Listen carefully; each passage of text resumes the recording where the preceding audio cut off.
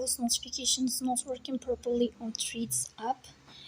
If notifications keep appearing after you post them, or the post setting isn't being applied correctly, it can be frustrating when you want some quiet time. In this video, I will show you how to fix post notifications on the application of Threads. The first thing you have to do is to go to Threads app. Then here in this page, you will move to profile. After that, you will go to these three lines or these two lines. Here in this page, you will find notifications. You will tap on notifications. And as you see here, what you will find is pause all notifications. You have to click here.